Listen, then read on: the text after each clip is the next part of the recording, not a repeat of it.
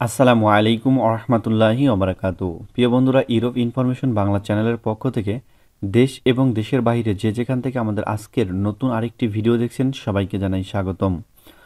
প্রিয় বন্ধুরা, আপনারা জানেন যে আমরা পোল্যান্ড সম্পর্কে বিভিন্ন ইনফরমেশন আপনাদেরকে শেয়ার করে থাকি। তো বরাবরের মতো আজকেও আপনাদের সামনে নতুন কিছু ইনফরমেশন শেয়ার করার জন্য চলে এসেছি।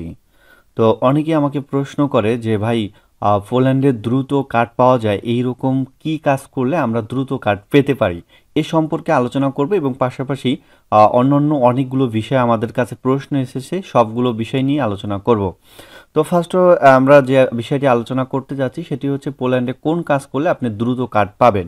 তো আমরা বিশেষ করে যারা পোল্যান্ডে আসি, বিশেষ করে বাঙালি যারা রয়েছে তারা আমরা অন্য দেশে মুভ করার চিন্তা ভাবনা বেশি থাকে, কারণ এদেশে তুলনামূলক অন্যান্য ইউরোপের চাইতে বেতন খুবই কম। যার কারণ সবাই চায় যে আমি বেশি টাকা ইনকাম করার জন্য স্পেন, পর্তুগাল, তারপর ইতালি, এসব দেশে চলে যায়। তো দেখা যায় এসব দেশে যদি আপনি চলে যান, যাওয়ার পরে আপনি পোল্যান্ডের বৈধ ভিসা নিয়ে এসেছেন, পোল্যান্ডেও থাকলেন না এবং অন্য দেশে চলে গেলেন এবং সেই দেশে 2, 4, 5 মাস কাজ করার পরে দেখতেছেন সেইখানেও আপনার 10 বছরও কাগজ হবে কি সন্দেহর ব্যাপার। তখন কি করেন, আবারও পোল্যান্ডে আসেন। এই যে যে সময়টা আপনারা নষ্ট করতেছেন, আপনাদেরকে আমরা সাজেস্ট করব সবসময় যারা আপনারা পোল্যান্ডে আসবেন তারা অন্য দেশে না গিয়ে পোল্যান্ডে একটু কষ্ট করে 1টা বছর ধৈর্য ধরে থাকুন। পোল্যান্ডে আপনারা জানেন যে সবচেয়ে দ্রুত সময়ের মধ্যে টিআরসি কার্ড পাওয়া যায় পোল্যান্ডে। কারণ পোল্যান্ডের যে ইমিগ্রেশন ল রয়েছে সেই ল সিস্টেমগুলো খুবই ইজি, যার কারণে আপনি চাইলেই কিন্তু 1 থেকে 1.5 বছরের মধ্যে কার্ড পেতে পারেন। এখন আপনি যদি স্পেনে চলে যান, স্পেনে আপনার কমপক্ষে সময় লাগবে 3 থেকে 4 বছর। তারপরও নিশ্চয়তা কেউ আপনাকে দিতে পারবে না যে কার্ড হবে 3 বছর বা 4 বছর পরে। এইখানে এই যে যে জটিলতা, আপনারা নিজেরাই কিন্তু আপনাদের নিজেদের বিপদ ডেকে আনেছেন। এখন কথা আসি যে পোল্যান্ডে আপনি কোন কাজ করলে সবচেয়ে দ্রুত কাগজ হবে। এখন অনেকে আমাকে হয়তো বা এই সম্পর্কে বলার পরে হয়তো কমেন্ট করতে পারে যে ভাই আপনি এটা কেন সাজেস্ট করলেন। এখন দেখেন, বিশেষ করে যদি আপনি বাঙালির দোকানে কাজ করেন তাহলে আপনি দ্রুত কার্ড পাবেন।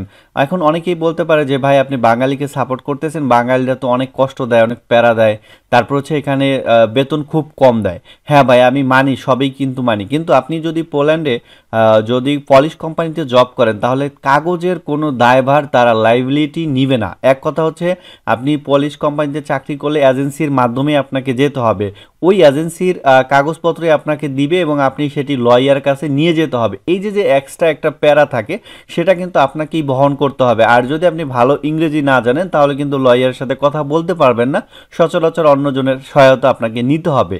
এদিক থেকে কিন্তু আপনি দেখা যাচ্ছে যে অনেক সময় ব্যয় হয়। অনেকের সাথে আমার কথা হয় যারা 2 বছরের মধ্যেও কার্ড পায়নি পোল্যান্ডের, যারা পলিশ কোম্পানিতে রয়েছে, যারা আসার পরে 3 মাস পরে ফিঙ্গার দিয়েছিল বাট এখনও কার্ড পায়নি। তো এটা হয়েছে যারা পলিশ কোম্পানিতে জব করেছে তাদের ক্ষেত্রে এরকম হয়েছে, সব ক্ষেত্রে না। আবার কিছু কিছু পোল্যান্ডের ইমিগ্রেশন রয়েছে, সেসব ইমিগ্রেশনে এমনিতে অনেক দেরি হয়।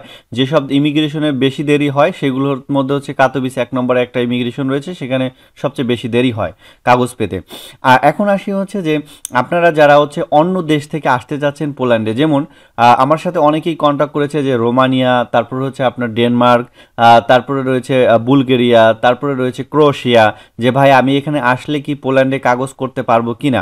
হ্যাঁ, তাদের উদ্দেশ্যে আমি বলি, যদি আপনার ভিসার ভ্যালিডিটি থাকে বা টিআরসি কার্ডের ভ্যালিডিটি আপনার যদি অন্য দেশে থাকে তাহলে কিন্তু আপনি পোল্যান্ডে আসার পরে আপনি কিন্তু অনলি ফর বাংলাদেশি কোম্পানিতে যেতে হবে। কিন্তু আপনি যদি পলিশ কোম্পানিতে যান তাহলে কিন্তু আপনি কোনো প্রকারেই কাগজ করতে পারবেন না, ঝামেলায় আরও পড়বেন। কারণ আপনার মেয়াদ যদি 2 মাস বা 1 মাস বা 3 মাস থাকে তখন কিন্তু আপনি এর মধ্যে আপনাকে ওয়ার্ক পারমিট উঠাতে হবে। এই ঝামেলাটা কিন্তু বাঙালিরাই নিয়ে থাকে, যারা কাবাব শপে জব করে বা বাঙালিদের যে বিজনেস রয়েছে তারাই কিন্তু এই ঝামেলাটা করে এবং তারা আপনার কাগজপত্র করে দিবে, তবে একটু সময় আপনাকে দিতে হবে। এখানে সবচেয়ে দ্রুত সময়ের মধ্যে কার্ড পাওয়া যায়। যেমন আমি পেয়েছিলাম 1 বছর 1 মাসে কার্ড পেয়েছি, টিআরসি কার্ড, এবং আমার সাথে অনেকে আসছিল এবং অনেকে আছে, তারাও কিন্তু বিশেষ করে দেখা গিয়েছে যে 1.5 বছরের মধ্যে কার্ড পেয়ে গেছে, বা 1 বছর 2 মাস 3 মাস 1 বছর এরকম সময় লেগেছে। তো আমি সবসময় সবসময় আপনাদেরকে সাজেস্ট করবো, আপনাদের যদিও একটু কষ্ট হয় যারা পোল্যান্ডে আসছেন বা আসবেন বা আসার জন্য চেষ্টা করতেছেন, তারা অন্তত পক্ষে আপনারা আসার পরে হচ্ছে বাঙালির দোকানে যদি কাজ করেন দ্রুত সময়ে কার্ড পাবেন। তবে আপনার ইচ্ছা, আপনি যদি অন্য কোথাও কাজ করেন সেটা অন্য বিষয়, এবং অন্যান্য ইমিগ্রেশন, সব ইমিগ্রেশন যে একই এরকমও না, তো আপনি সেখানে কাজ করে কার্ড নিতে পারেন। আর আরেকটা বিষয় হচ্ছে আপনারা ধৈর্য সহকারে যেখানে আসুন, যেই কোম্পানিতেই কাজ করুন, একটা কোম্পানিতে আপনি ধীরে সুস্থভাবে 1 বছর টানা কাজ করুন, তাহলে কিন্তু আপনি টিআরসি কার্ড পাবেন। অনেকে আছে যে এই কোম্পানিতে 2 মাস চাকরি করে, অন্য কোম্পানিতে ভালো লাগে না, মালিকের আচরণ খারাপ বা সমস্যা, তো সে করে কি অন্য কোম্পানিতে যায়, এবং সেই কোম্পানি ভালো লাগে না, অন্য কোম্পানিতে চেঞ্জ করে। এরকম চেঞ্জ করতে করতে দেখা যায় একটা সময় তার ভিসার মেয়াদেই চলে যাচ্ছে, কিন্তু তার ওয়ার্ক পারমিট এখনও আসে নাই। মানে এই জায়গায় 2 মাস, অন্য জায়গায় 2 মাস, এরকম হয়। কারণ ওয়ার্ক পারমিট উঠাতে কিন্তু 2 থেকে আড়াই মাস বা 3 মাস সময় লেগে যায় অনেক সময়। তো এই জিনিসটা আপনারা সবসময় কিন্তু মাথায় রাখার চেষ্টা করবেন। আসার পরে এক জায়গায় স্থিরভাবে কাজ করবেন, তাহলে দ্রুত টিআরসি কার্ডটি পাবেন। এবং হচ্ছে অন্য দেশ থেকে যারা আসবেন তারা কোম্পানি চেঞ্জ করবেন না, মূলত আসার পরে যে কোম্পানির সাথে কন্ট্যাক্ট থাকবে তাদের সাথে কাজ করার চেষ্টা করবেন। আর মানে বাহিরের দেশ থেকে যারা আসবেন, যেমন ইতালি থেকে যারা এগ্রিকালচার ভিসা যারা এসেছেন, যাদের কাগজ হচ্ছে না, তাদের যদি ভিসার ভ্যালিডিটি থাকে, যদি আপনি পোল্যান্ডে আসতে পারেন, ইনশাল্লাহ কাগজ হবে। তবে এক্ষেত্রে আমি আপনাকে সাজেস্ট করব, যাদের লোক আছে, নিজস্ব লোক রয়েছে যে পোল্যান্ডে আপনাকে কাজ দিতে পারবে, সেই সব মানুষের সাথে কথা বলে আপনি একটা কাজ ম্যানেজ করে এখানে যদি আসেন, ইনশাল্লাহ কাগজ হবে।